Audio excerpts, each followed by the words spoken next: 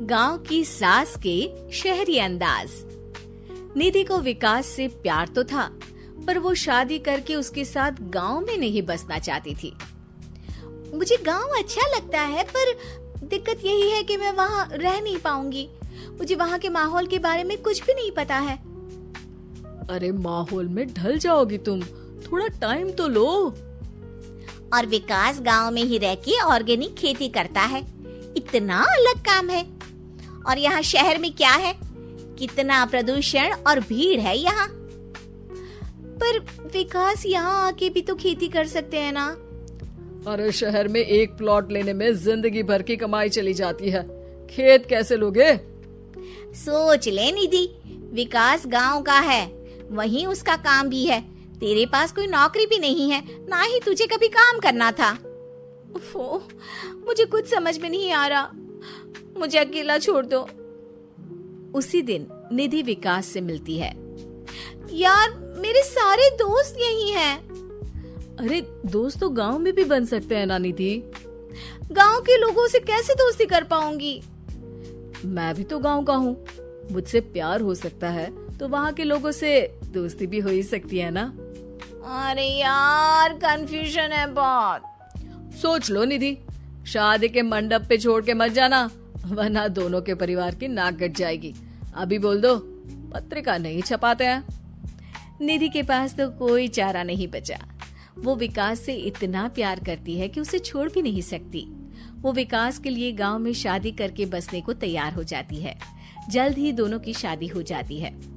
I hope तुमको गांव में अच्छा लगेगा। मुझे पता है गांव में और शहर में अंतर क्या है, वहाँ के लोगों की सोच में अंतर है। मुझे पता है कि कैसा लगेगा मुझे। तुम ये बिना देखे किसी चीज के बारे में कुछ भी सोचने की आदत छोड़ दो ना। निधि ने उस वक्त तो कुछ भी नहीं कहा, पर वो सोचती है कि सबको इस बात का एहसास तो करवाना ही पड़ेगा कि वो सही है। उसके दिमाग में एक तरकीब आई। उसने सोचा कि गांव के लोगों के लिए वो ऐसा काम करेगी कि आगे से उसे कोई किसी काम का बोलेगा ही नहीं। शादी के एक दिन बाद निधि की सास ने फरमाइश की।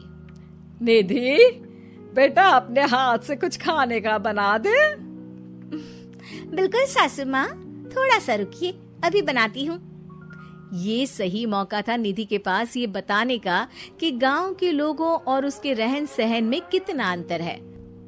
रोटी सब्जी दलिया भाजी खाने वालों के लिए पिज्जा बना देती हूँ, तब इनको समझ में आएगा।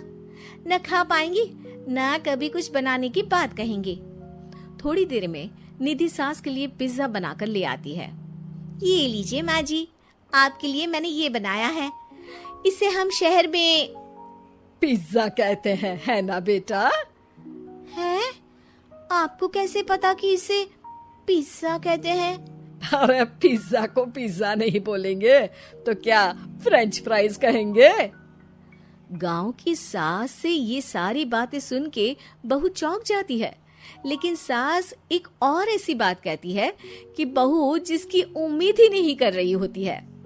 बहू, इस पिज्जा के ऊपर ओरेगानो मिला दे और थोड़ा चिली फ्लेक्स, मजा आ जाएगा।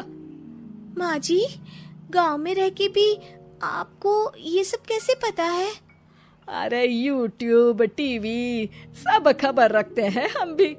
इंटरनेट है जहाँ, जानकारी है वहाँ। अरे वाह माँ जी। अरे अभी वहाँ मत बोल, अब जब मैं पिज्जा का फोटो लेके फेसबुक पर डालूंगी ना, तो वहाँ कमेंट में जाकर वहाँ बोलना, ठीक है? ठीक है माँ जी।